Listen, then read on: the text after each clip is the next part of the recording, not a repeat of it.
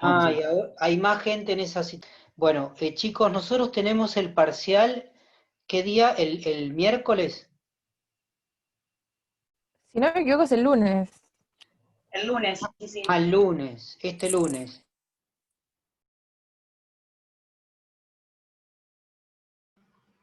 No sabemos la hora todavía. Bueno, o sea que esta es la última clase, no, pero teóricamente tienen clase con Camadro mañana. Claro. Ah, bueno. Bueno, nosotros de los temas nuestros, bueno, van a entrar los temas que vimos en clase.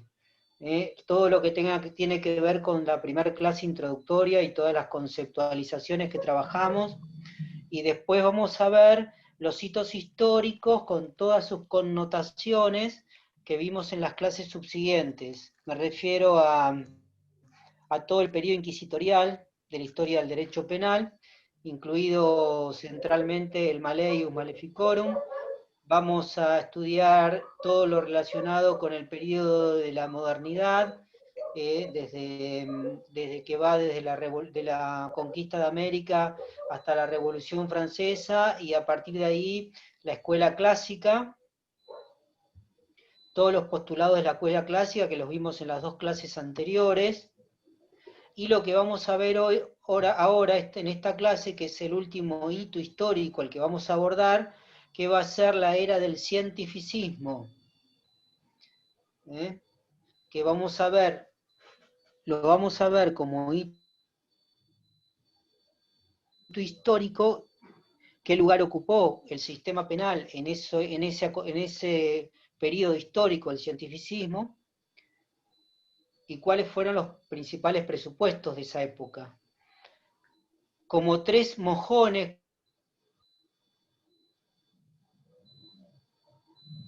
como tres antecedentes claves.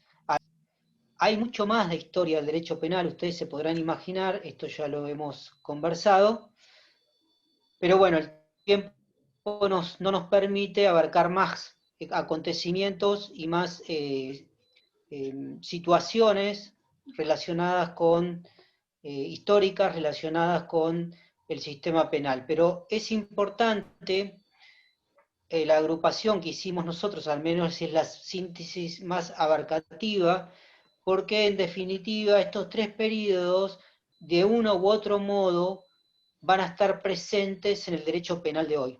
Fundamentalmente, no solo lo que vimos en la escuela clásica, sino lo que vamos a ver ahora, lo que vamos a encarar ahora como el positivismo criminológico, que ambas van a tener una influencia actual muy importante, y en algún punto, sobre todo el positivismo criminológico, va a reverdecer aquella inquisitio, aquella forma de ejercicio del poder punitivo vertical, de arriba hacia abajo, y con un destinatario prefigurado, predestinado. Bueno, esto a modo de síntesis, relacionado con lo que puede venir en el parcial. La idea es que ustedes contesten una pregunta, que va a ser una pregunta que va a tener mucho de creatividad. O sea, para que ustedes partan de los conceptos que vimos durante estas clases y puedan responder, sobre todo interpretando, pensando, relacionando los temas que vemos. Obviamente esto tiene mucho que ver con el sistema de evaluación, porque el sistema de evaluación es tecnológico, es por medio de esta vía, y bueno, hace que en definitiva tengamos que recurrir a la creatividad de ustedes en la respuesta para poder nosotros darnos una idea si comprendieron o no comprendieron los temas que se abordaron en este bimestre. Entonces, siempre partiendo de los conceptos que vamos a ver, el intento va a ser de que ustedes puedan elaborar las respuestas a partir de esos conocimientos. no algo meramente indagatorio en el sentido de que pregunta para que ustedes respondan de acuerdo y directamente a través de la teoría, ¿no? Sino la idea es más que ustedes tengan un proceso más creativo. Así que de los temas que vimos va a salir la pregunta y en ese sentido, ¿está? ¿Algo que me quieran preguntar relacionado con esto, Oriana? Ay, no, ¿No? perdón. Perro me dio el micrófono. Ok. Bueno. Si no, ya avanzamos, ¿sí? Bueno, nos queda ver entonces, chicos, la era del cientificismo. Vamos a transportarnos un poco al pasado, al siglo XIX, 1800, y al futuro de la escuela clásica, ¿no? Vamos hablando del periodo al que se ingresa post-Revolución Francesa, ¿no? Piensen, chicos, que la Revolución Francesa fue en 1789, o sea, finales del siglo XVIII, y nos vamos a meter ahora en el siglo XIX, en el siglo del 1800. ¿Bien? En la clase pasada cerramos todo lo que tenía relación con lo que se denomina en la historia del derecho penal escuela clásica, todos los principios que la escuela clásica abordó, y haciendo eje y destacando una institución que en definitiva marca a fuego el derecho penal de hoy, que es la institución carcelaria.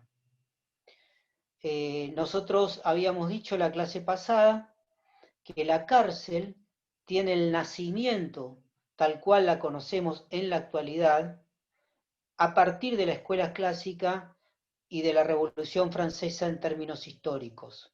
Se construye la idea de la cárcel como una institución de cumplimiento de la pena. La pena, chicos, esto ya lo deben haber visto, es el castigo legalizado, ¿no? El castigo es un término más sociológico, por situarlo desde un saber, pero en definitiva es un concepto que atraviesa no solo la sociología, sino también atraviesa otras disciplinas sociales, claramente, pero el castigo, me refiero a filosofía, antropología, sociología, psicología, a través la idea de castigo, o sea, el concepto de castigo, atraviesa todas las disciplinas sociales, pero en lo que nos toca a nosotros desde el ámbito jurídico, ese castigo se va a transformar en una pena cuando ese castigo se convierte en algo legal. ¿Entienden esto? Sí. Por ahí ya vieron esta cuestión con Adler, pero bueno, es importante que ustedes empiecen a representarse el fondo de las cuestiones.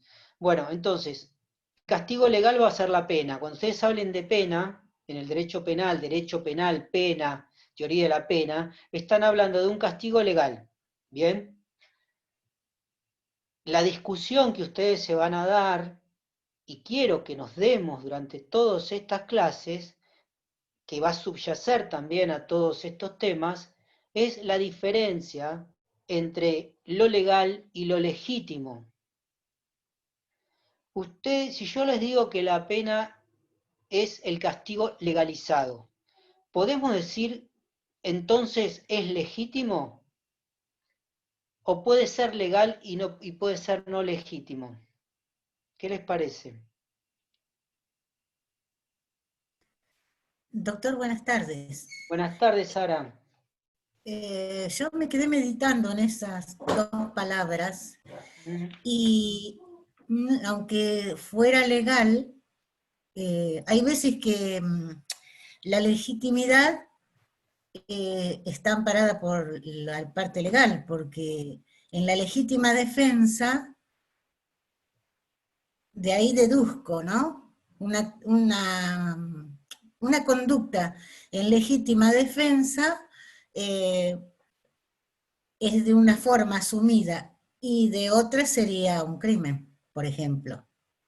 Claro, eso es lo legal, ¿no? Ahí la legítima defensa, el término legítimo está utilizado como sinónimo de legal. En realidad debería decir defensa legal, defensa permitida, defensa amparada por el ordenamiento jurídico.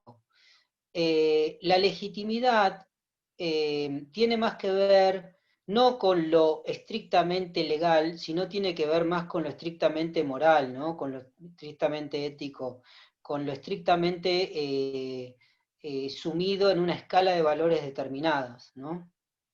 Entonces, vamos a suponer, la selectividad del sistema penal.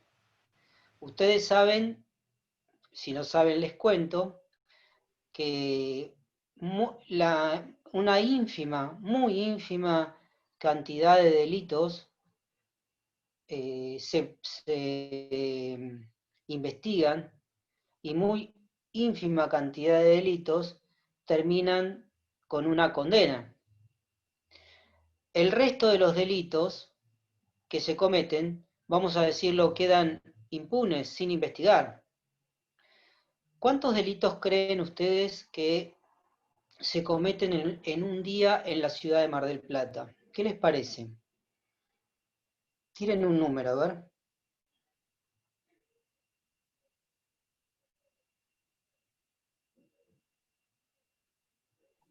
¿Cuánto dirían? Inventen, lo que se les ocurra. No sé, profe, 100, 200.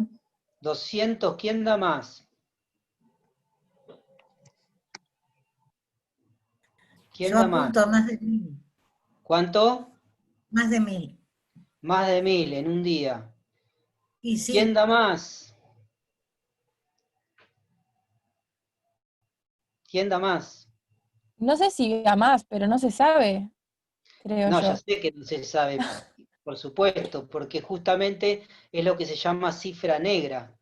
La cifra negra dentro de Que la son esos delitos tipificación. que nadie cuenta. Es como si yo salgo a la calle, hago 2 cuadras, me roban el celular, lo contaré en Facebook, me robaron el celular, espérenme que me Sí, compre otro, pero no se sí, explica, no se dice, no se denuncia claro, también. también, bien. Por eso, digamos, como dice Agustina y como dice Camila, son cifras de imposible, por eso yo les digo, pero juguemos un poco. A mí 1000 me parece muy poco realmente, ¿no? En mi También barrio está, mínima hay 500 por día. En ¿Cómo? mi barrio solo. Que en mi barrio solo hay mínima 500 por día. La mitad de mis vecinos son narcotraficantes y la otra mitad todos los días hay conflictos, les juro. Ariana es testigo que el otro día estábamos estudiando y se empezaron a pelear afuera. Ah, mira. Ah, después un día nos podés invitar Ay, profe, por favor. al también están barrio. los delitos que están dentro, o sea, en lo privado, muchas veces, como ya sabemos, violencia de género, Muy delitos bien, domésticos, niños muy bien. maltratados, que no están contados realmente. Muy bien, claramente. Ahora, fíjense cómo nosotros relacionamos siempre, cómo nuestro inconsciente, en nuestra inconsciente está inscripta la idea del delito bagatelar, el delito cuerpo a cuerpo. Agustín habló de los delitos de la calle, Carolina habló de los delitos dentro de los domicilios, pero en el centro de la ciudad se cometen por segundo delitos. Si ustedes van y a la una financiera, se van a encontrar desde las 8 de la mañana hasta las 3 de las 4 de la tarde cometiéndose delitos, pero nadie pensó en eso, ¿no? ¿Alguno pensó en eso, los delitos de cuello blanco, los delitos de escritorio? los Digamos, que ¿cómo estamos? cometemos a diario, doctor, cuando hacemos una Claro, fotocopia. una factura, no, o sea, la fotocopia es discutible Bueno, como delito porque sería bagatelar, eh, pero tenés razón, Sara, en el sentido de traerlo como que hay que pensarse, también uno poniéndose en el lugar de ahí, ¿no? de sujeto que comete hechos ilícitos, ¿no? Y fíjense que estamos hablando de mucho más de 1000 delitos por día. 1000 delitos por día. Ahora, ¿cuántos creen que de esos más de 1000 delitos por día se criminalizan en un día en Mar del Plata? 10, 15, Y el 20, 1%. muchísimo Casi menos, nadie denuncia, casi nadie muchísimo denuncia. menos. ¿Cuántos vayan a una fiscalía a preguntar cuántos delitos ingresan por día? ¿Cuántos serán? ¿20? ¿20 delitos iniciarán por día? 20, 30, como una locura, ¿no? Bueno, fíjense que entonces la inmensa mayoría de los delitos no se investigan. O sea, esto quiere significar que el sistema penal actúa selectivamente, elige a quienes se le va a aplicar y a quién no. Esto, si bien es legal, la pregunta que yo les dejo como interrogante es si es legítimo, si es moralmente viable, si es constitucionalmente aceptable. ¿Podría ser que una persona acusada de un delito se siente frente al juez el día de su detención y el juez le pregunte, o el fiscal le pregunte, qué tiene para decir en su defensa, y la persona le diga, sí, señor juez, señor fiscal, tengo algo para decir en mi defensa? ¿Por qué a mí? ¿Por qué a mí? ¿Por qué no a los millones de personas que cometen delitos y a mí sí? No le hacen a mí, ¿no? Digamos, preguntémonos el nivel de legitimidad, de concordancia con los principios constitucionales y los principios morales que encierra la Constitución Nacional, tiene la aplicación del sistema penal. Por eso no todo lo legal, chicos, es legítimo. Hay que diferenciar siempre, tener siempre en cuenta, y como este ejemplo podemos abordar muchos otros ejemplos, entre lo legal, la diferencia entre lo legal y lo legítimo, ¿no? El tema de la cárcel y el cumplimiento de la pena también nos pone en una, ¿no? Pero bueno, es otro tema.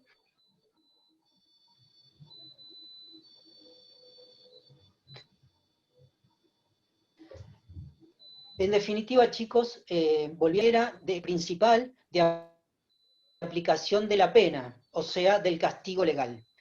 El castigo legal se va a llevar adelante a través de la privación, fundamentalmente, de un bien, que es la privación de la libertad.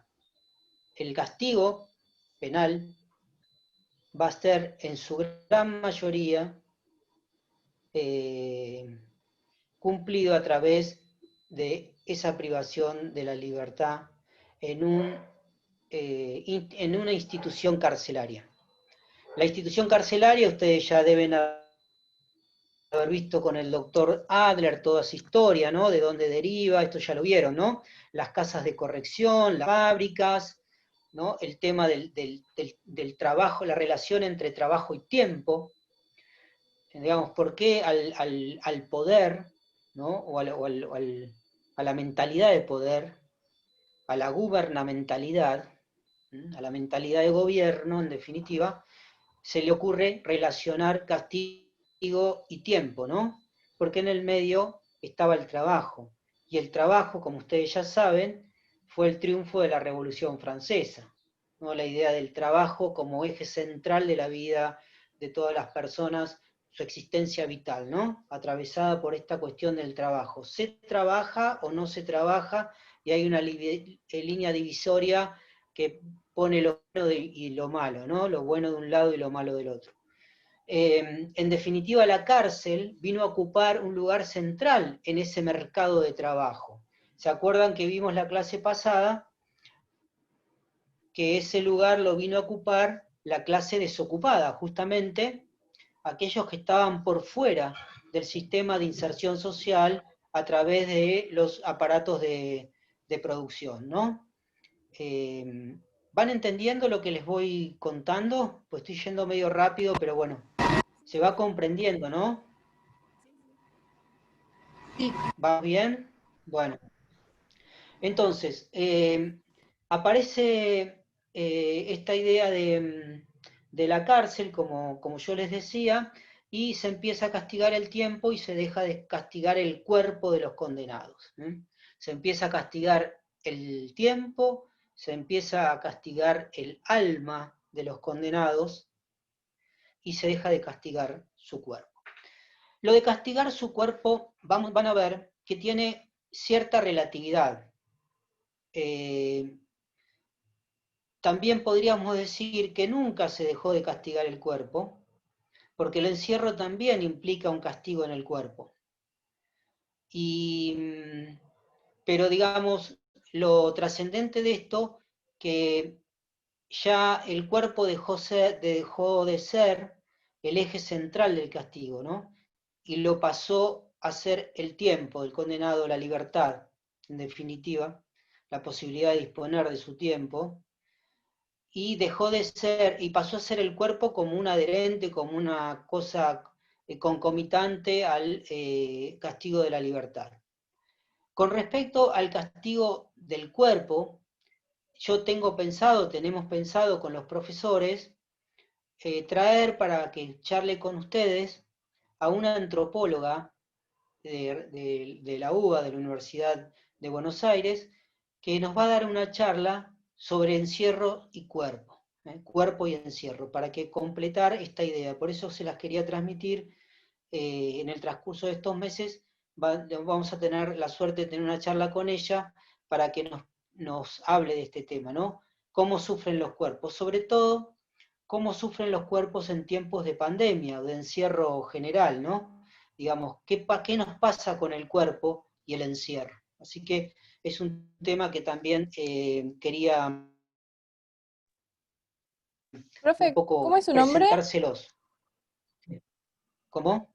¿Cómo es el ¿El nombre mío? de la Ricardo. antropóloga? Catalina Pepi. Ah, porque cuando tuvimos la clausura del Congreso Penal Nacional, habló una señora Gabriela Gausís, y justamente habló de un libro que se llama Tiempo como pena, y también explicaba una relación muy interesante de cómo un tiempo lineal de la determinación de la pena influye en el tiempo de una vida entera de una persona, y nada, justo Totalmente. pensé que era ella y me emocioné. Encima habló súper bien. Ah, sí, sí. El tiempo como pena, sí. Podríamos detenernos en pero necesito abordar, Agustina, el tema del positivismo criminológico, pero si quieren después, en alguna charla informal o en la próxima clase, podemos hablar del tiempo lineal, podemos remitirnos a Nietzsche, hablar de la venganza, cuál es el sentido del castigo, ¿no? Y esa posibilidad de volver el tiempo atrás, ¿no? O la imposibilidad de volver el tiempo atrás. Pero sí, el tema es que igual Catalina Pepi va a hablar de otro tema, no el tiempo como pena, sino el cuerpo, ¿no? ¿Qué le pasa al cuerpo en el encierro? ¿Qué es lo que estuvimos viviendo todo este tiempo nosotros, ¿no? Digamos, tuvimos como una suerte de autopercepción del cuerpo encerrado, porque seguramente, no sé si alguno de ustedes estuvo preso alguna vez, pero no habíamos experimentado, la gran mayoría de los que estamos acá, encierros. ¿Y qué nos pasa con nuestro cuerpo en el encierro, ¿no? De esa idea es la que yo me contacté, quise que esta antropóloga de esta charla, porque me parece que es un tiempo, pandemia, que es la que nos toca justo, nos une este tiempo de encierro, no lo dejemos pasar y podamos pensar sobre esto, ¿no? Ya que nos está pasando, tratar de pensarlo. Bueno, entonces, chicos, la cárcel que ustedes estudiaron con el doctor Adler nace acá, ¿no? Post-Revolución Francesa, y ya nace como pena legal y se va a instalar definitivamente en la centralidad del poder punitivo. O sea, cuando hablamos de poder punitivo, hablamos centralmente de la cárcel, ¿no? Con todo lo que eso implica y todo lo que tenemos para adelante por hablar. Bien. Cerrando entonces lo de la escuela clásica, habíamos dejado pendiente un interrogante, un dilema que a mi modo de ver la escuela clásica todavía no pudo resolver, que tiene que ver con su mayor postulado, que es el principio de igualdad ante la ley, ¿no? ¿Se acuerdan que nosotros habíamos anticipado que una de las cuestiones que a mi modo de ver la escuela clásica no pudo resolver, y hoy por hoy la democracia no puede resolver, es cómo sostener el principio de igualdad en una realidad absolutamente desigual? ¿Ustedes están de acuerdo en esto? ¿Están de acuerdo con esto que el principio de igualdad no tiene existencia real? ¿O alguno piensa lo contrario, que sí, o piensa, o siente, o cree que es lo contrario?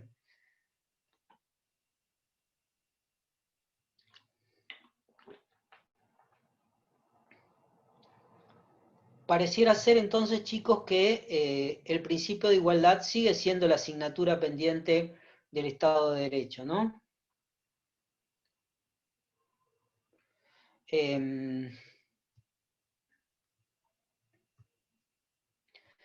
La asignatura pendiente del Estado de Derecho.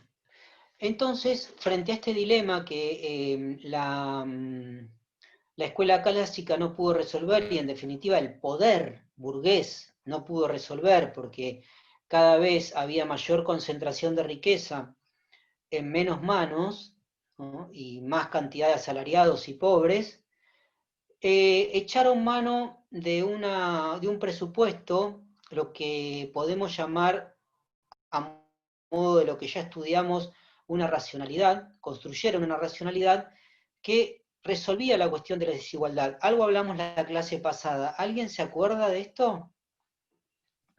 Sí, No habíamos... era como que... Perdón. No, yo iba a decir que era como que ellos habían decidido estar en esa posición, ¿no era? Bien, sí, bien. ¿Camila? No, iba a decir lo mismo como en esa cuestión, claro, a modo de ejemplo claro. de uno está en la posición que está porque así lo decidió, como, no sé, Claro. porque quiere ser. ¿Cómo resuelvo la igualdad en la desigualdad? Y bueno, echándole la culpa a quien la sufre. Y esto no es un posicionamiento ético, es un discurso real. Pues lo que nosotros estamos haciendo es historia del discurso, y acá nace el positivismo criminológico. El positivismo criminológico, chicos, entonces, es la escuela de derecho penal que va a venir a justificar la desigualdad en la igualdad. Le va a dar cientificidad a la desigualdad.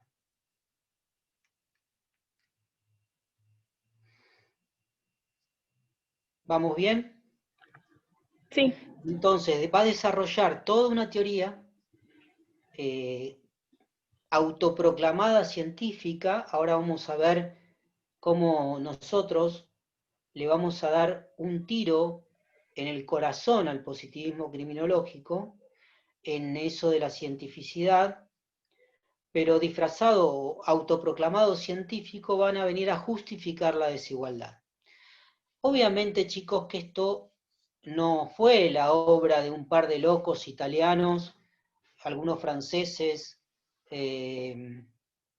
y algún que otro nórdico, que de repente se pusieron a pensar, a ver cómo construir una justificación. No, es producto de, obviamente, como todo, de un contexto histórico, de un contexto histórico. Bien, ¿cuál era ese contexto histórico? Nosotros estamos situando post-Revolución Francesa, ingresando en el siglo XIX, ¿no? En el 1800, ¿no? Vamos en el devenir del 1800. ¿Qué pasa en Europa, fundamentalmente en el 1800? Lo que yo anticipé, que es el auge del cientificismo. Por eso yo les dije, vamos a entrar a la era del cientificismo. El 1800 va a ser la época de los grandes inventos, donde Europa se adueña de los grandes inventos de la humanidad.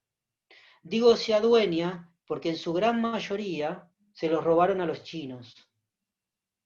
Esto no lo van a leer en ningún texto al cual aborden ustedes ni de historia, ni de sociología, que tenga que ver con nuestra educación continental europea. Solo van a poder abordar a esta mirada de la historia si abordan la filosofía latinoamericana, el pensamiento latinoamericano, filosófico latinoamericano, el pensamiento filosófico africano y el pensamiento filosófico asiático, al cual nosotros no tuvimos acceso, ¿no? Si por ejemplo estudian filosofía de la liberación, van a encontrar otra manera de contar la historia universal, ¿no?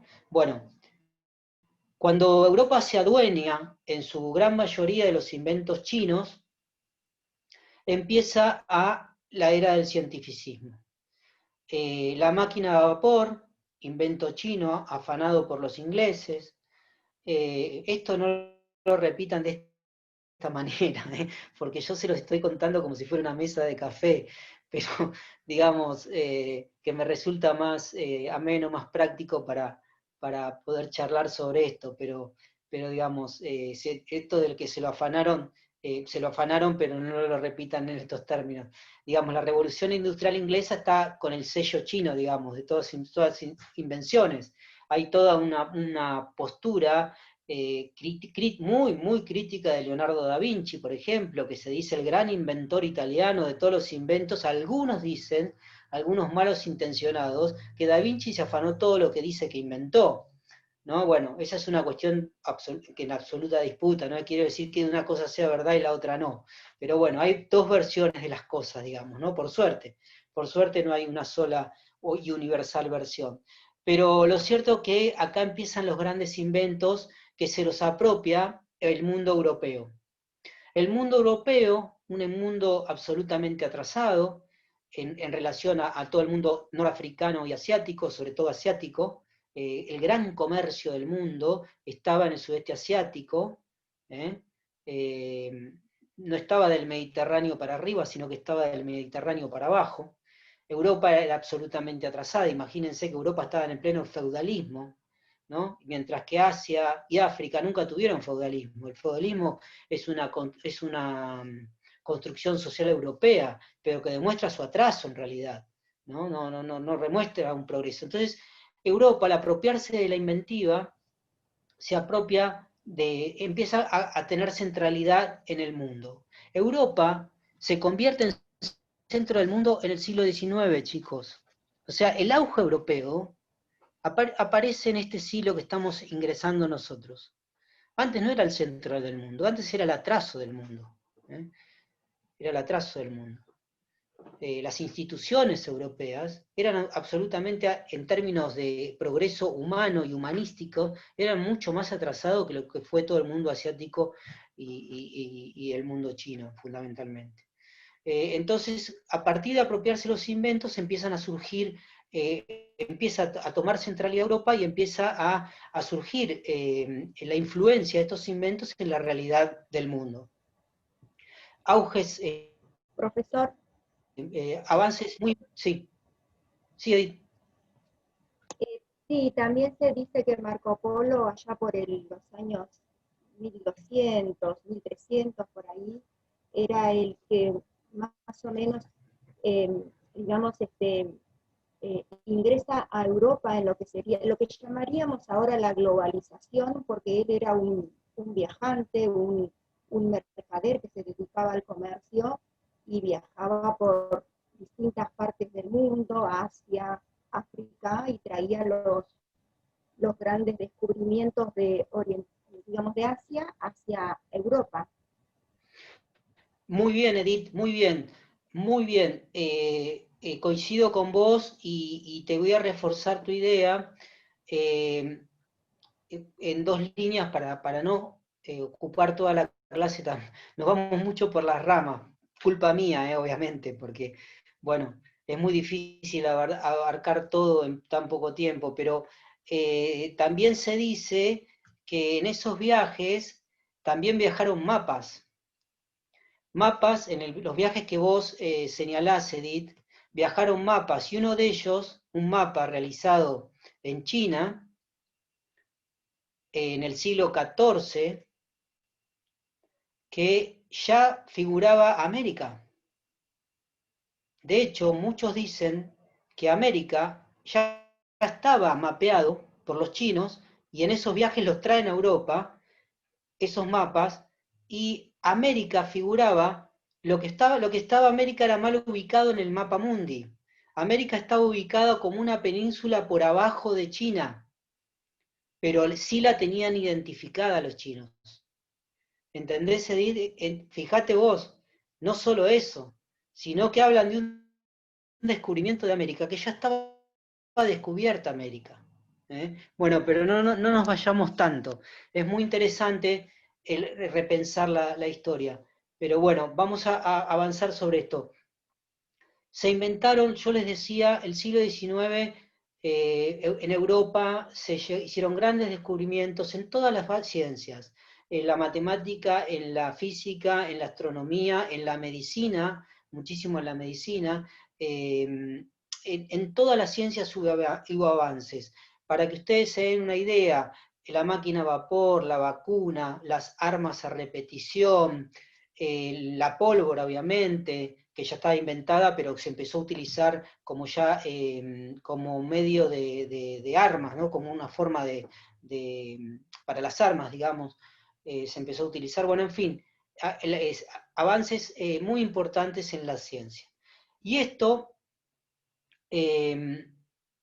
como todo, le fue muy útil al poder para imbrincarlo, este cientificismo, en los problemas sociales. Y acá empezamos a aparecer nosotros, ¿no?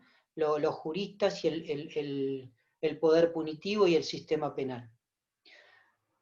Claro, ¿por qué? Porque la ciencia en el siglo XIX había llevado a Europa al primer lugar y la ciencia empezó a ocupar el primer lugar. La ciencia, chicos, va a derrotar el mito. La ciencia va a derrotar a las explicaciones mitológicas de la realidad. Si quieren, en alguna clase informal podemos hablar de la diferencia entre mito y cientificidad, y si el mito es menos que la ciencia, y si el mito no es razón simbolizada, ¿no? Si todo solo se puede explicar científicamente y lo que tiene validez solo es lo científico, o si no lo mitológico, también puede haber una metafísica de la explicación de la realidad, ¿no? Eso también lo tenemos que discutir, porque el poder fue enterrando los saberes, ¿no? Digamos, nos fue enterrando los saberes y demonizando no solo las personas, sino también los saberes.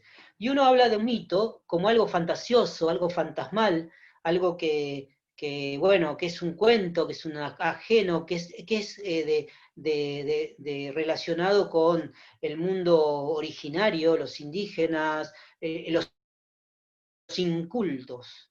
El mito se lo asimiló a la incultura. Si tuviéramos tiempo, podíamos ensayar algunas historias, algunos ejemplos, que el mito da cuenta de explicaciones mucho más interesantes a través de su simbología que la propia ciencia, ¿no?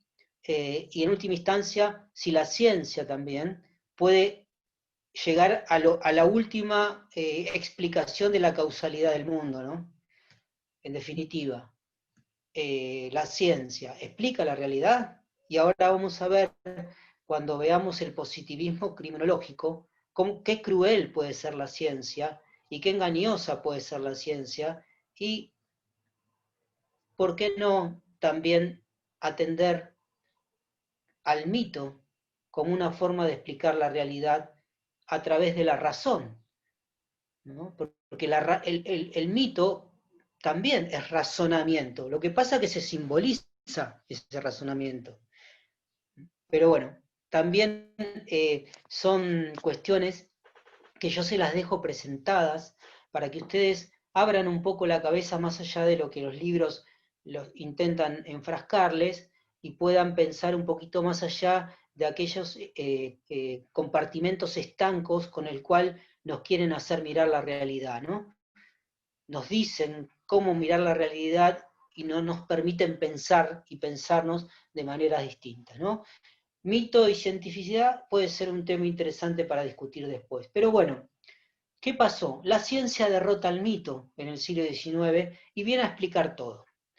Como el poder necesitaba una justificación de la distribución de la riqueza, la ciencia le vino como anillo al dedo. Yo necesito explicar la desigualdad en la igualdad, y no tengo cómo. Gracias a Dios, dirían, apareció la ciencia. ¿Qué dice el poder? ¿Cómo construye la racionalidad el positivismo y luego el positivismo criminológico? Bajo este razonamiento, la ciencia todo lo puede explicar. Está demostrado a través de los inventos y los razonamientos que están haciendo en la ciencia que todo es explicable a través de la ciencia. La ciencia tiene la capacidad de explicarnos la naturaleza y dominarla, ¿no? Explicar los movimientos de la naturaleza y lograr su objetivo, dirían los científicos. ¿Cuál es el objetivo de la ciencia? La mejor definición que yo encontré en este aspecto es aquel que dijo que la ciencia debe servir, o la ciencia logra su objetivo si logra que los hechos no nos sorprendan, que los acontecimientos no nos sorprendan. Lo que busca la ciencia es que los acontecimientos no nos sorprendan, poder anticiparse a los acontecimientos de la naturaleza, ¿sí? Entonces, fíjense que había tomado un auge, un lugar había ocupado la ciencia en el siglo XIX, que bueno, si puede explicar la naturaleza, si puede anticiparse a ella, anticipando los acontecimientos, si nos puede dar respuestas a los movimientos del universo, al sistema planetario, nos hace crear una vacuna que termina con las enfermedades, avances en la medicina, etcétera, etcétera, ¿por qué no puede explicar la realidad social? Y es acá cuando la medicina, la psicología, la fisiología se meten en el mundo social. ¿Se meten ingenuamente? No, para nada. Quien trae, obviamente, el pensamiento científico al pensamiento social es el propio poder. El propio poder que necesita justificar su desigualdad. Y nace el positivismo. El positivismo como escuela filosófica, como escuela sociológica, como en realidad un saber que ocupa todos los saberes. Ustedes deben haber escuchado mucho del positivismo, incluso el positivismo jurídico, esta pelea entre positivismo y un naturalismo, ¿no? Cuando estudiaron teoría general del derecho, que se habla del positivismo en contra del naturalismo, esto lo vieron, ¿no? Bueno, el positivismo, ¿qué es el positivismo? Muy sintéticamente, porque nosotros no vamos a hablar de teoría positivista, sino vamos a hablar de positivismo criminológico. ¿Pero qué es el positivismo? El positivismo lo podríamos sintetizar en una frase. El positivismo dice lo que es. Lo que es. Y esta frase nos va a llevar casi de manera inmediata a la idea del sostenimiento del statu quo. ¿Alguien sabe decirme con sus palabras qué se habla cuando se habla del statu quo?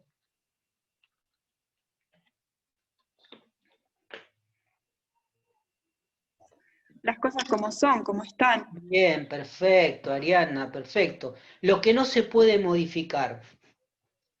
Lo que es. ¿Qué significa en términos de poder lo que es?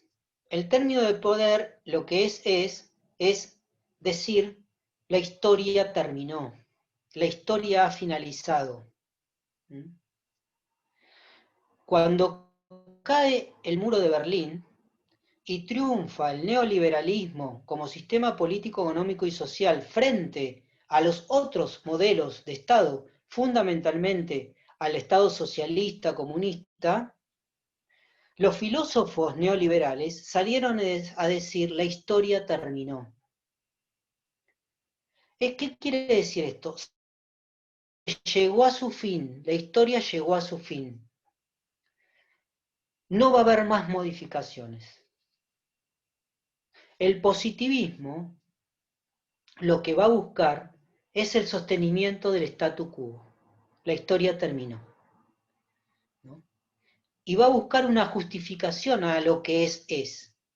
¿Dónde encontró esa justificación? En lo nuestro, el positivismo criminológico, a través de la justificación de la desigualdad en la igualdad. ¿Dónde encontró esto? En la discriminación, en la selección, en la selectividad, en la exclusión, en la demonización de los sujetos.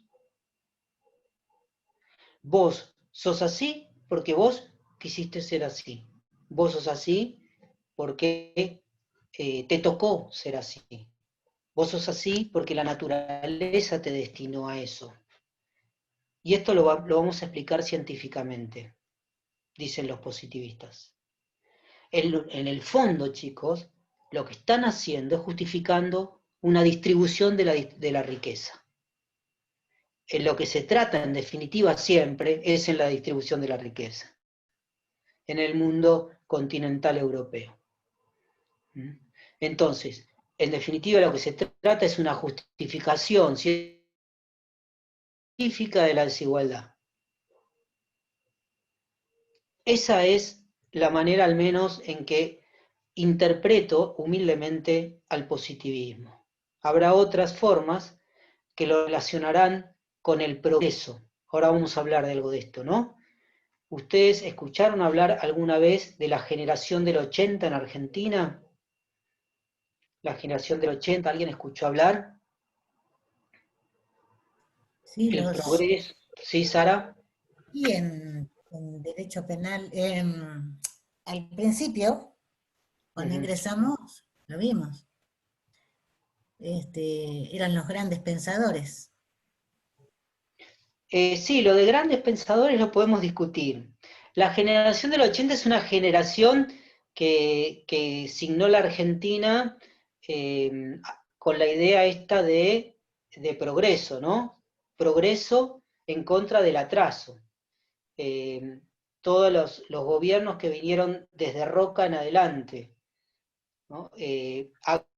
Un modelo agroexportador, monocultivo, donde se trajeron o se intentaron traer el progresismo a la Argentina, ¿no? Bueno, fíjense que el positivismo y el positivismo criminológico se dan en la Argentina con la generación del 80, fíjense, siglo XIX, estamos hablando del siglo XIX, y todos esos inventos que se intentaron traer también a estas latitudes, ¿no? El telegrama, por ejemplo, modos nuevos de comunicación, etc. Bueno, entonces, la riqueza ya estaba distribuida, había propietarios, había asalariados, hay desocupados, eso hay que justificarlo, y lo que es. Señores, a aceptar las reglas del juego. Y a eso vino el positivismo. Bien. ¿Cómo fue el positivismo criminológico? O sea, el positivismo en términos penales, en términos de sistema penal. Ya les digo que como la ciencia todo lo puede explicar, también va a poder explicar la criminalidad. Como la ciencia va a poder explicar también los acontecimientos sociales, también va a poder explicar la criminalidad como acontecimiento social. ¿Cómo se explica la criminalidad? Poniendo el foco en el sujeto delincuente. Vayan haciendo la relación entre lo que yo les dije de la demonización de los sujetos, la estigmatización de las personas y la construcción del sujeto delincuente. La construcción de un sujeto que va a ser estigmatizado como delincuente. La criminalidad se va a explicar para el positivismo criminológico explicando científicamente qué persona puede ser delincuente y qué persona no lo puede ser. Acá va a haber un cambio absoluto de paradigma respecto de la escuela clásica. Porque la escuela clásica, basados en un iluminismo profundo, decía que el delito es lo que la norma dice. Para los positivistas, el delito no está en la norma, sino está en el sujeto delincuente. Hay personas que van a tener la predisposición o el condicionamiento para delinquir. La ciencia va a explicar al sujeto delincuente y explicando al sujeto delincuente va a explicar la criminalidad. Chicos, ¿entienden hasta acá cómo vamos desarrollando las cosas? ¿Tiene un devenir entendible lo que yo les voy diciendo? Sí, profe, clarísimo. Ah, me alegro, me alegro. ¿Me permiten que voy a buscar un poquito de agua a la cocina? Denme un minuto así porque me quedé sin agua y de tanto hablar ya. Permiso, ¿eh?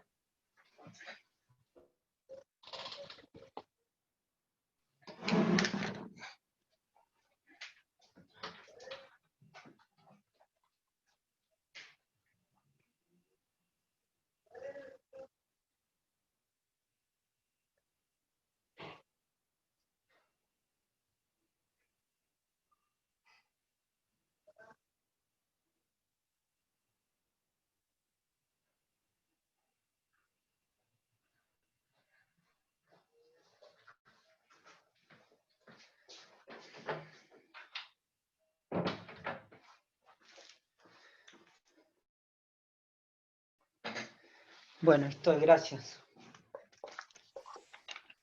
Profesor, ¿Sí? yo le quería hacer un comentario. Así como Vale. me escucha, Sí, perfecto.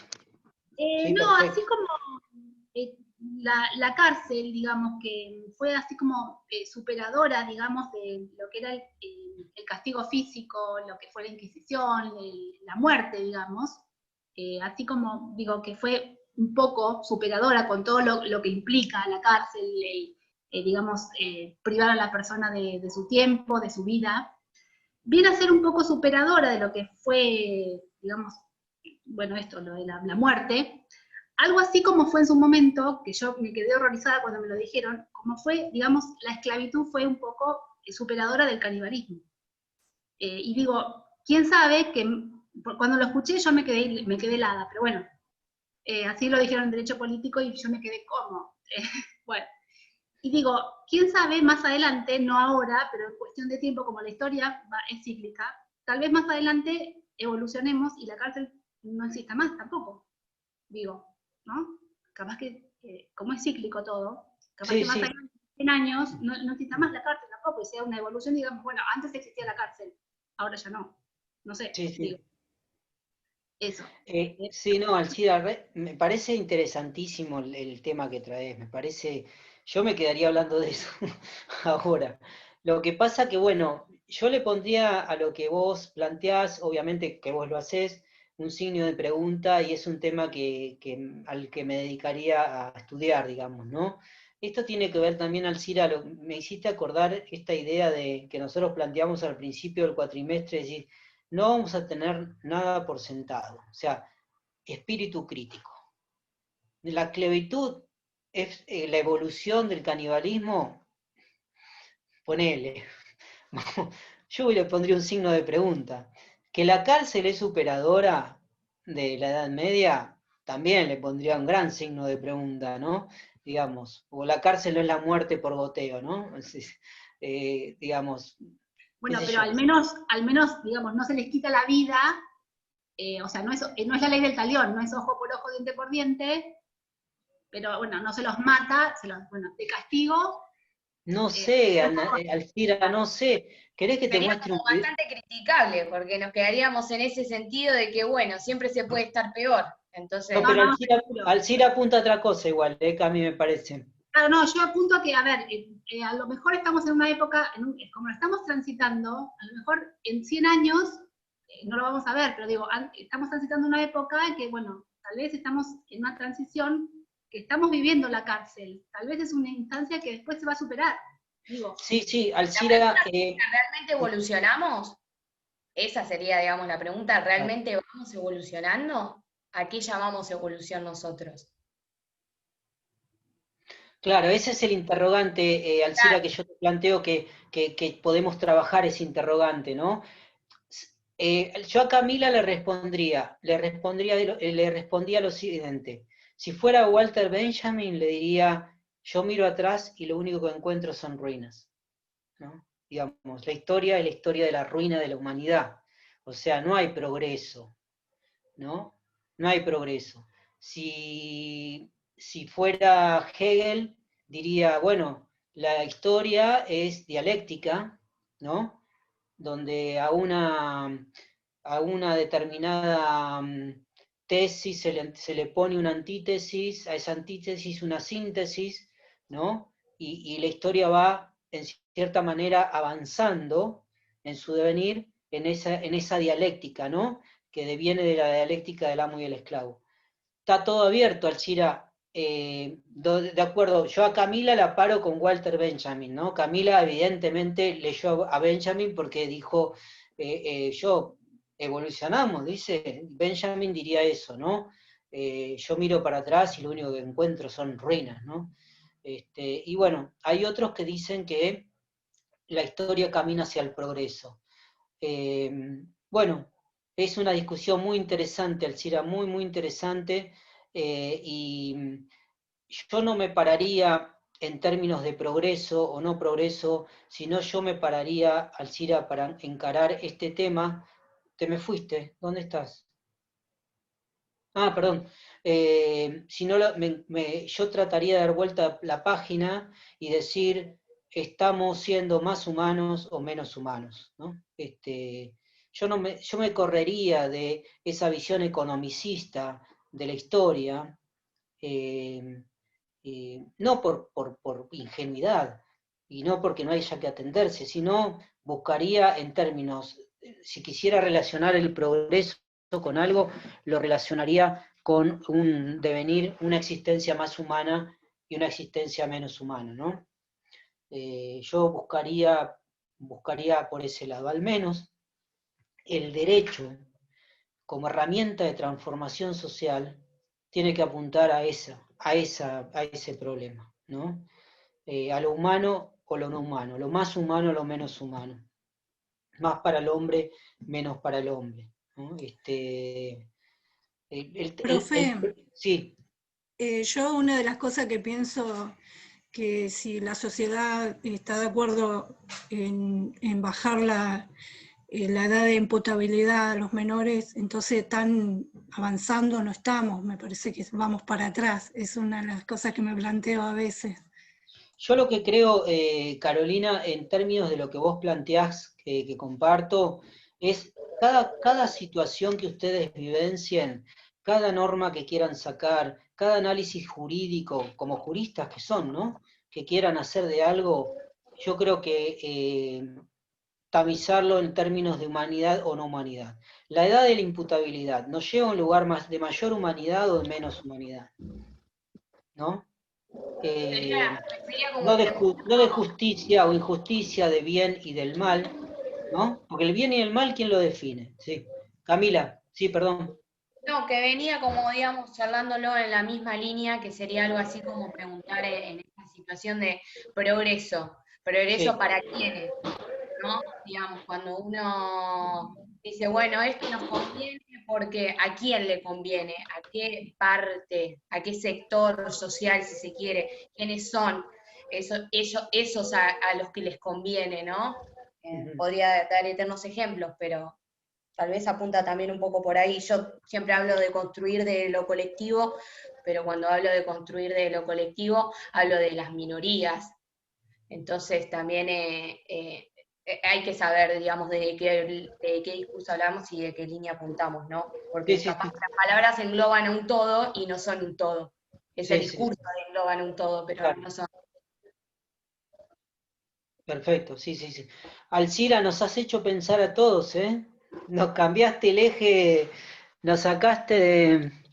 Si ustedes quieren, y me encantaría, si eligen después la materia de criminología, yo voy a estar, estoy como docente ahí también, y podemos también profundizar todos estos temas, ¿no? Mi papá es alumno, es estudiante de usted.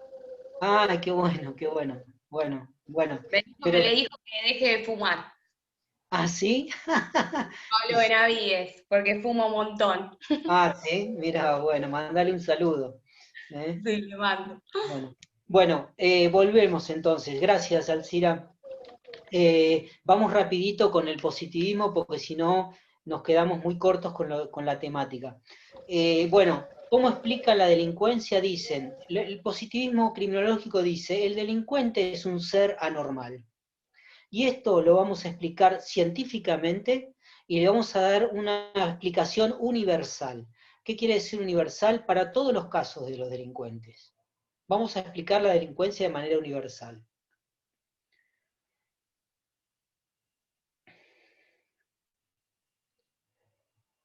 Esta idea de que el delincuente es un ser anormal se va a instalar como una verdad y después se va a trasladar a otros saberes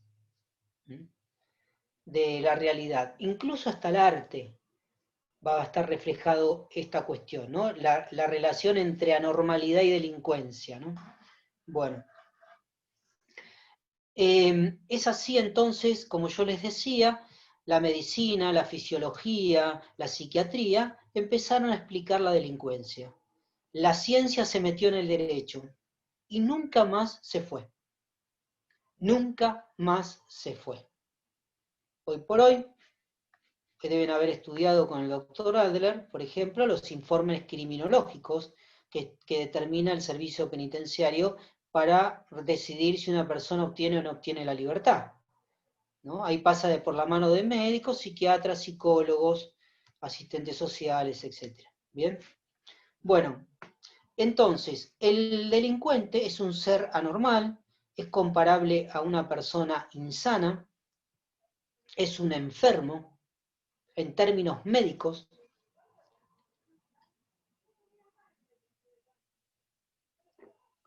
implica un salto atrás en la evolución de la humanidad,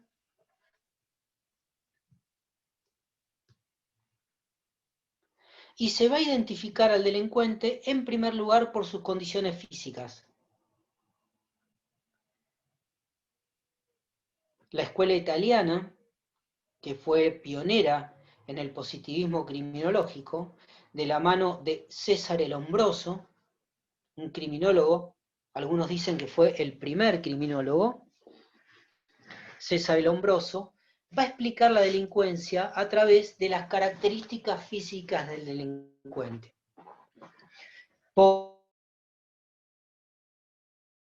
Sobre el condenado Vilela, así se llamaba, que fue el primer cráneo que estudió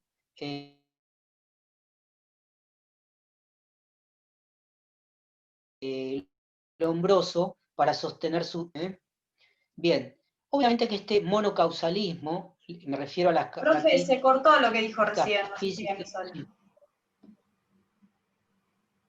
sola. Bueno, Lombroso está hablando, estudió, me acordé del estudio de Vilela por parte de Lombroso, que fue un preso en una cárcel, que fue el primer preso que estudió Lombroso para describir que el delincuente tenía características físicas anormales y que se podía definir al delincuente como un sujeto físicamente anormal, ¿no? Nariz aguileña, por ejemplo, narigón, básicamente, el mentón pronunciado, el cráneo alargado, todas características físicas que adquirían criterio de cientificidad para explicar la delincuencia.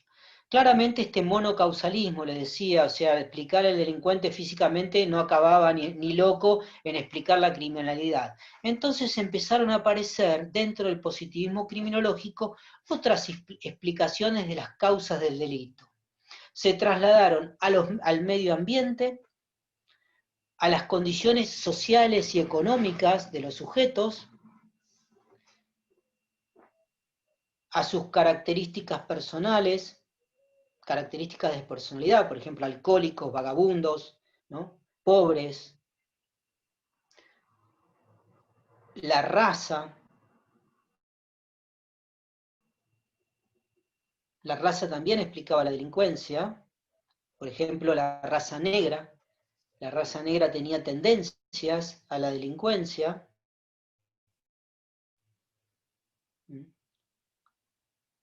En fin, empezaron a buscarse otras causas que iban más allá de lo físico, que era absolutamente insostenible, ¿no? Solo lo físico. Entonces lo que vino a hacer la ciencia es decir, quiénes iban a ser delincuentes y quiénes no. El delito, ¿qué lugar ocupó el delito dentro del positivismo criminológico? El delito pasó a ser un síntoma de la enfermedad. Cuando una persona comete un delito, para el positivismo criminológico lo que está mostrando es esa anormalidad.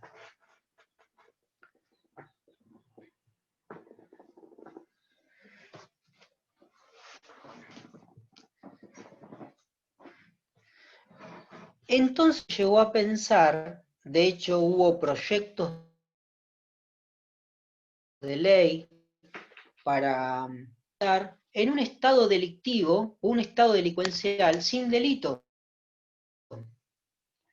Porque esto es así, si el enfermo es un delincuente y el delincuente es un enfermo, podemos anticiparnos para la protección social y ya encarcelarlos a aquellas personas que a las cuales hacemos una prognosis delincuencial.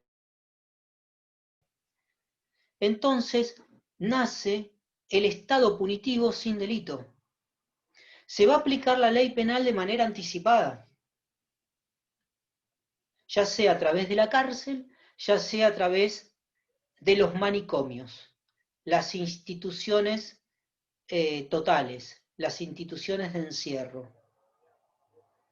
Manicomio para los insanos, las instituciones llamadas de salud y la cárcel. Anticipémonos, descubramos, vamos a detectar quiénes son delincuentes para evitar que esos delincuentes dañen a la sociedad. ¿No les recuerda a otra época estudiada por nosotros esto?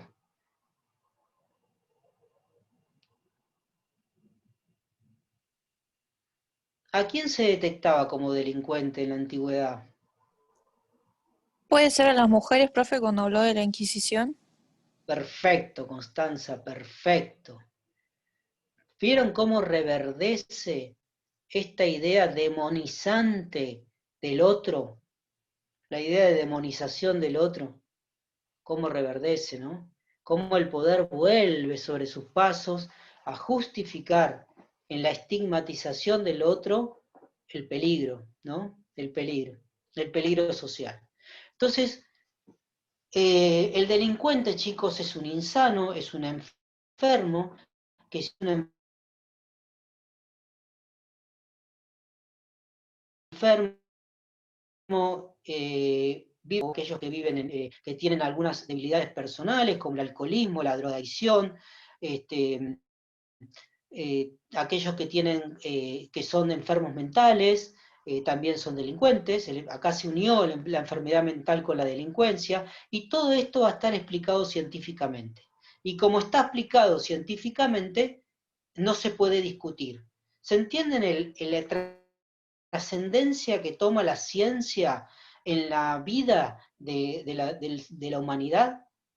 Va a definir toda la ciencia en este sentido, ¿no? Bueno, pero se llegaron a decir incluso que, por ejemplo, a probar científicamente que las zonas cálidas o los climas cálidos predisponen a los delitos sexuales. Que el trabajo agrícola predispone al delito contra la propiedad, ¿no? Las zonas agrícolas están predispuestas, los que viven en zonas agrícolas están predispuestos para los delitos contra la propiedad. Ese tipo de cosas se llegaron a decir que estaban acreditados científicamente. Y esto tomó tinte universal, ¿no? Digamos, todos los sistemas europeos continentales empezaron a ser positivistas. Acá hubo proyectos de ley en Argentina del Estado peligroso, o sea, el Estado, la constitución de un delincuente sin delito, ¿no? Existió esto acá en Argentina. Ahora vamos a volver sobre eso. Pero bueno, lo que hacía el positivismo entonces es explicar del delincuente. ¿bien? A través de estos factores. ¿Quién no podía dejar de faltar al banquete de invitados de los delincuentes del nuevo paradigma del poder? ¿Quién les parece que no podía dejar de estar ausente en esta mesa tan agradable de estigmatizaciones y señalamientos? La iglesia. No, digamos, la iglesia como está bien, Gianni, digo, pero me refiero a como sujeto delincuente, ¿no? No como a sujeto... Pobres. sí, La los pobres ya... mujer. ¿Quién? La mujer.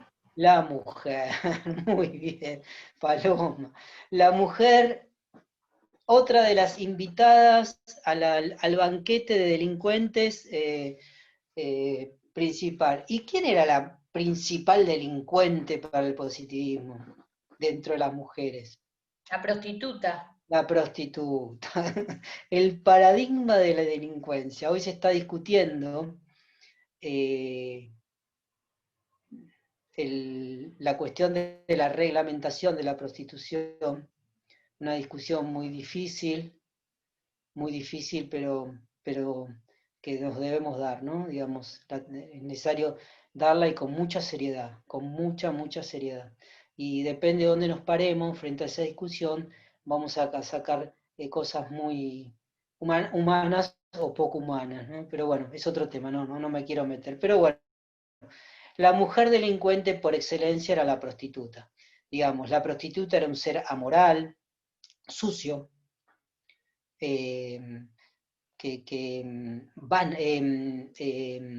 ¿cómo se dice? Banal,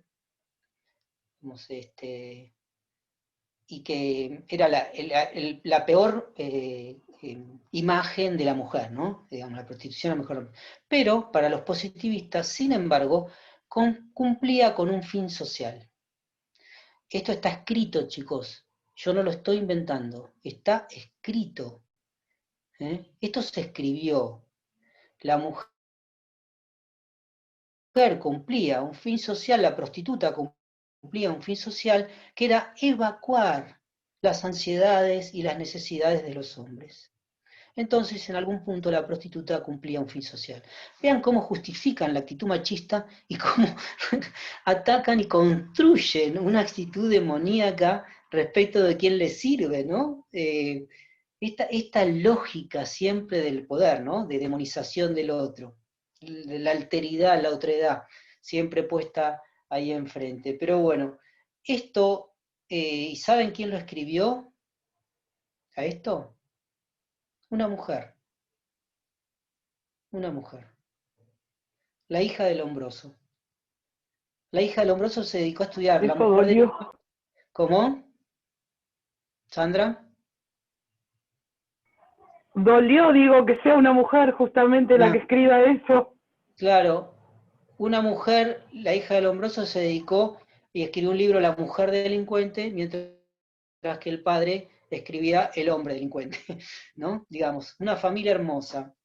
Bueno, rápidamente, chicos, en términos concretos de derecho penal, ¿cómo construyeron el sistema penal los positivistas? El delito es el síntoma de una enfermedad. ¿Para qué existe el derecho penal o para qué tiene que existir el derecho penal? Para la defensa social. Para la defensa social. ¿Se acuerdan que para la escuela clásica defendía el orden social, ¿no? El positivismo va a hacer, el derecho penal tiene que existir para defender a la sociedad. ¿De quién? De los sujetos peligrosos. ¿Quiénes son los sujetos peligrosos? Aquellos que son delincuentes. ¿Quiénes delincuentes? Los que cometen el delito como síntoma de la enfermedad o aquellos que pueden llegar a cometer un delito por la enfermedad que cargan. ¿No? Por ejemplo, un pobre.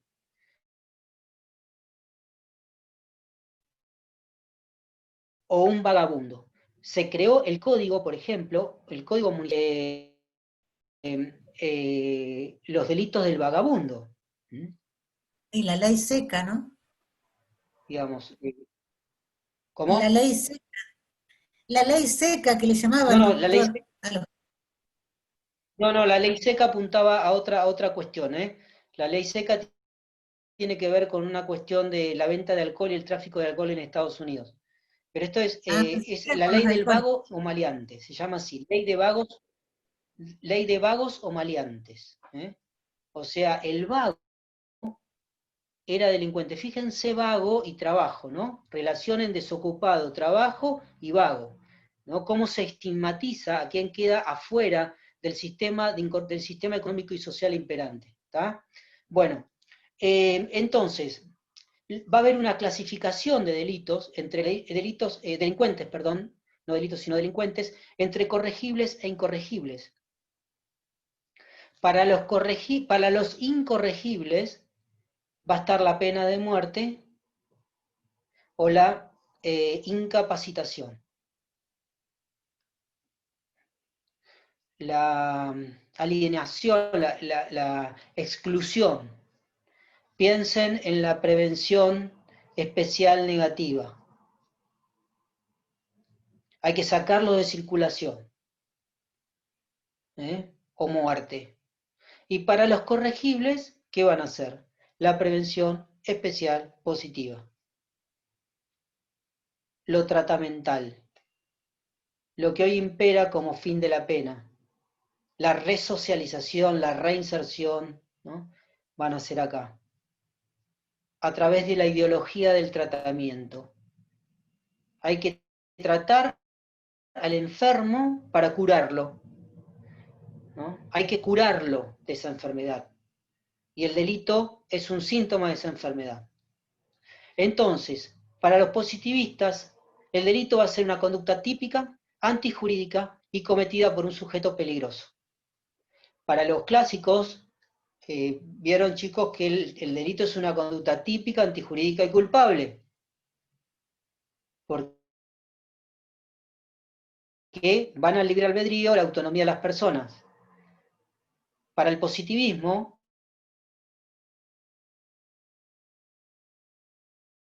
el sujeto está condicionado, por eso es un sujeto que está destinado a cometer delitos. Por eso es un sujeto peligroso. Se reemplaza la culpabilidad por la peligrosidad. Se inventaron, chicos, peligrómetros, formas de medir la peligrosidad de los sujetos al pasar. Se instaló definitivamente en el derecho penal durante muchos años y hoy tiene absoluta vigencia. Hoy tiene absoluta vigencia el positivismo criminológico. De hecho, la cárcel existe para el tratamiento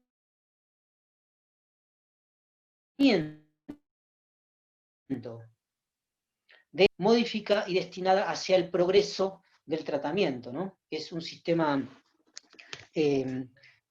digamos, que el encierro plantea, la ley de ejecución penal plantea la idea del progreso del cumplimiento de la pena, ¿no? Que ir por decirlo, de menor a mayor, de peor a mejor, digamos, ¿no? Por las distintas etapas del proceso carcelario. Está instalado. Bien. Para ir cerrando, chicos,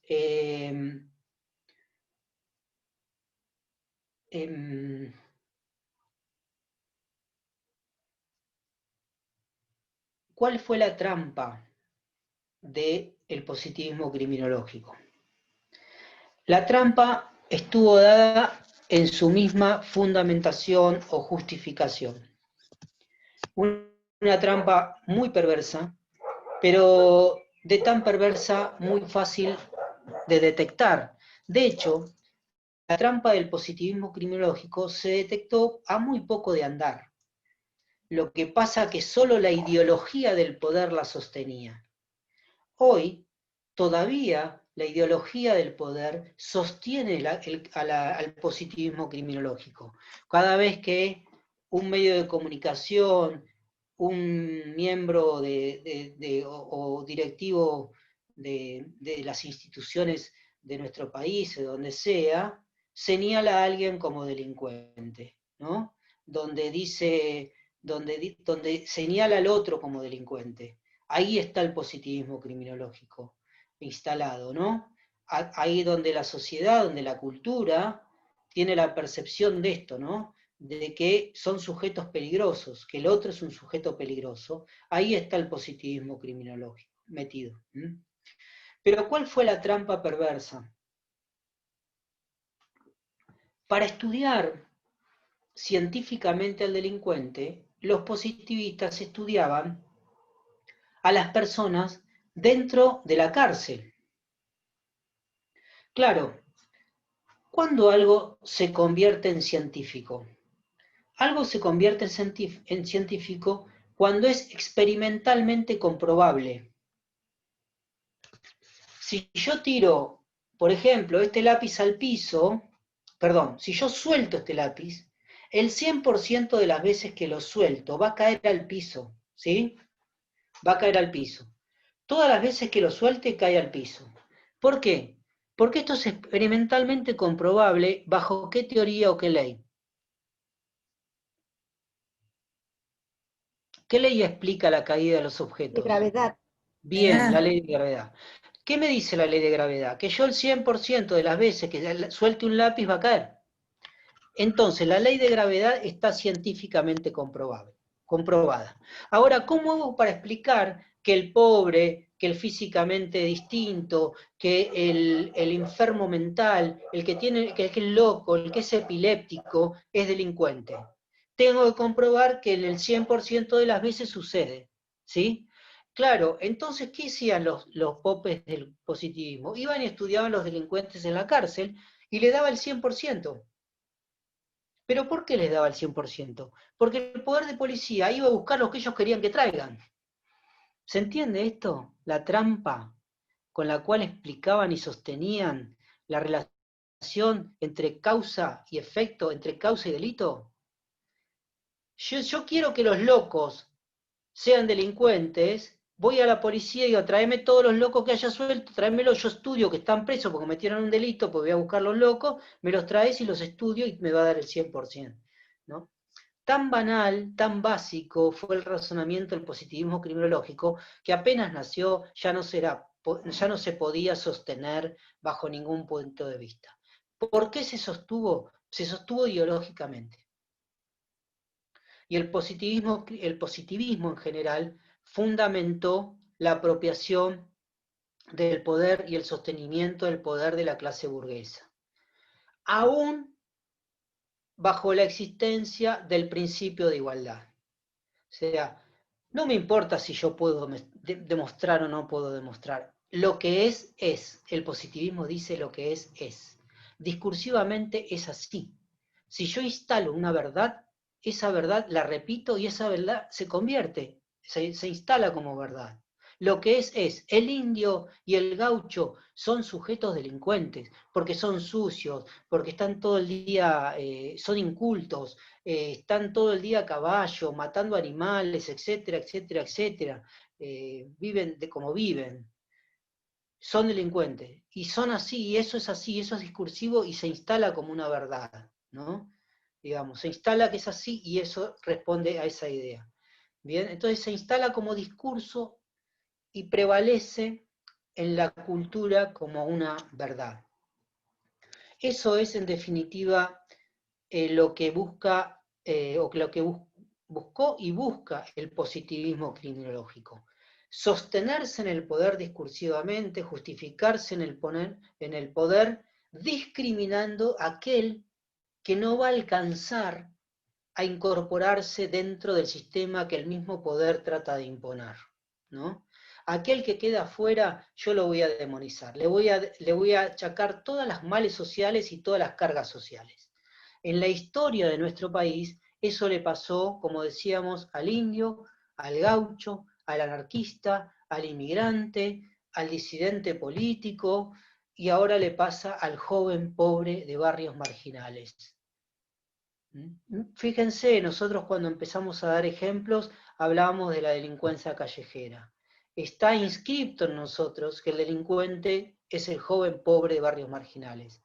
Al otro no lo percibimos como delincuente. Un tipo que saca 80 millones de dólares del país a un paraíso fiscal, no lo percibimos como delincuente. Aquel que hace una movida financiera y no lo percibimos como un delincuente, aquel que contamina un río tirando desechos de una fábrica, explotando las minas, etcétera, no lo percibimos como un delincuente, ¿no? No está construido socialmente como delincuente. El poder construye al delincuente, ¿no? Y en este caso el positivismo criminológico es el primer y gran ejemplo de cómo al delincuente muchas veces se lo puede construir. Y no tiene nada que ver con la realidad, sino tiene más que ver con la desigualdad y con la selectividad. Bueno, chicos, ¿alguna pregunta quieren hacer? Si les quedó alguna duda respecto de lo que vimos. Hay mucho más para hablar, pero veo que se me está yendo la hora. No, yo no tengo ninguna duda. Lo que sí me gustaría es tal vez, después de los parciales, poder agregar alguna clase que no sea, digamos, obligatoria, si se quiere, entre comillas, para poder charlar un poco más un montón de temas. Creo que es una comisión o por lo menos una clase que da para mucho debate, muy nutritivo, y estaría genial teniendo esta posibilidad que se hace por Zoom también, ¿no? Claro. Poder hacerlo capaz un poco Sí, más por adelante. supuesto. Sí, por supuesto, me encantaría. Sí, más si sale de ustedes el interés, ¿no? Sería bárbaro. Quizás Muy bueno. ver lo de mito y ciencia, que nos quedó pendiente el debate, y poder explayarlo ahí. Bueno. Sí, son temas que muy interesantes y que no se tocan, digamos. El mito se lo cuestiona, pero no se lo revalida, digamos, ¿no? Es como si los seres que vivieron en la mitología no eran seres, ¿no? Los únicos seres válidos, posibles y interesantes y que valen la pena son los seres del progreso, ¿no? Es como si la humanidad hubiera nacido en el siglo XIX.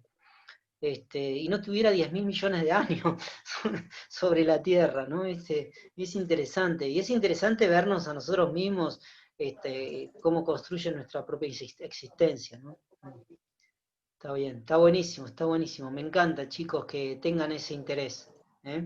Bueno, con relación al positivismo criminológico, me hubiera gustado también hablar un poco de el positivismo en la Argentina, que es un tema que también, como decía Camila, por ahí no dejarlo pasar, porque está tan inscripto en nuestro pensamiento, ¿no? Desde Augusto Comte en adelante, José Ingenieros, Domingo Faustino Sarmiento, todos positivistas, ¿no? Todos construyendo la civilización y la barbarie.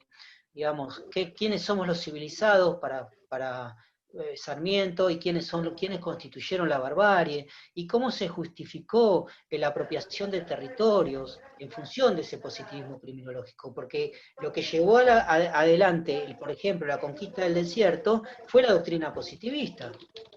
O sea, justificó la conquista del desierto, porque era el enemigo el indio. Y si al enemigo no lo vencemos, el enemigo nos vence a nosotros, ¿no? En el medio, ahí en el medio, ya que estamos para ese lado, vamos a acordar entre 1.240 familias quién se queda con las tierras, aquellos que bancan la campaña del desierto. Que son los mismos de la hora también, ¿no? ¿Cómo? Digamos, que ¿Cómo? son los que hago referencia a que son siempre los mismos apellidos, ¿no? A lo largo de la historia. Con esa cuestión también bastante meritocrata, ¿no? De que, bueno, nosotros no somos ricos porque no quisimos, y nada. Venimos de la clase trabajadora como una mera elección y no llevamos un apellido Mitre. Sí, digamos que no hay que hacerse cargo de la demonización. Cuando veamos tantas cosas para charlar, cuando veamos en criminología este tema, es la constitución del rol, digamos, cómo para lo que hay que pulsionar es que, es tanto para hablar, nosotros no somos lo que los demás dicen que somos, ¿no? La construcción del mí, vamos a hablar de esto cuando veamos criminología. Lo que un poco trae Camila acá es la construcción del mí, no del yo, el mí, cómo los demás me ven a mí, ¿no? Digamos, no hay que dejar que el poder te constituya. O sea, yo no soy lo que vos decís que soy. Cualquiera que se nos ponga delante y nos diga, porque vos, no, yo no soy lo que vos decís, ¿no? Digamos, yo soy otra cosa totalmente distinta, seguro que lo que vos decís no soy. Entonces, en términos macro y en función para no desviarnos tanto del positivismo, el indio, el gaucho, el disidente político, desde Alem en adelante, ¿no? Todo el radicalismo popular, primero, y después todos los movimientos populares, las masas del pueblo que reclamaban por convertirse en sujetos políticos, bueno, todas esas personas, en definitiva, están señaladas por el otro, ¿no? Están señaladas por el otro como sujetos malos, demoníacos, etcétera, etcétera. No hay que asumir ese rol, digamos, que el otro impone, ¿no? Y bueno, es interesante hablar de ese tema también. Sí, sí. Bueno, los quiero entretener más. No, nosotros siempre decimos y hablamos en el grupo y sobre todo charlo con Ariadna después, la voy a mandar un poco al frente, y siempre destacamos sus clases y después decimos que nos quedaríamos horas con sus clases. Ah, qué bueno, me alegro. Qué bueno, qué bueno. Por eso Gracias. también queremos tener alguna clase por fuera de lo obligatorio, entre comillas, insisto, porque para nosotros es un placer, y creo que hablo en nombre de muchos de los que asistimos a sus clases, y de verdad que nos parece muy interesante y nos llevamos, incluso muchas veces nos vamos emocionados. Ay, qué bueno, me alegra un montón, la verdad que es lo mejor que le pueden decir a un docente, ¿no? La verdad que es el mejor regalo que me pueden hacer. Bueno, muchísimas gracias. Yo también aprendo mucho, muchas gracias. Doctor. Sí. También de sus clases, comentando con un amigo, sí. Me dice, esto te va a resultar interesante. Y me dio charla de un cacique. Perdón, se perdió un poco, Sara, lo que decías. ¿Cómo? Entonces, otros que les paguemos, y se corta, hablaba de todo el oro y de la plata que se habían llevado los europeos. Se cortó, no sé si Sara, lo que decías. Que habían la conversación que tuvimos de un cacique,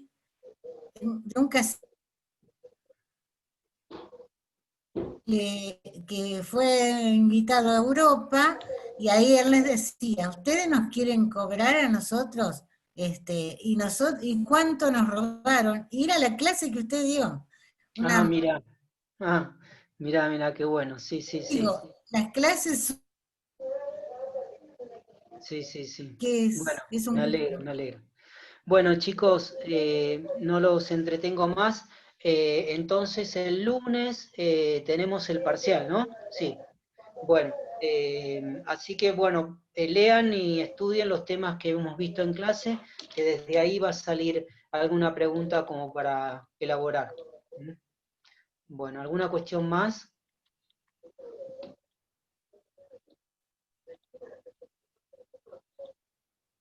¿No? Bueno, entonces me despido, ¿sí? Gracias, profe. Bueno, gracias a ustedes. Gracias, profe. Gracias. Nos vemos. Muchas gracias.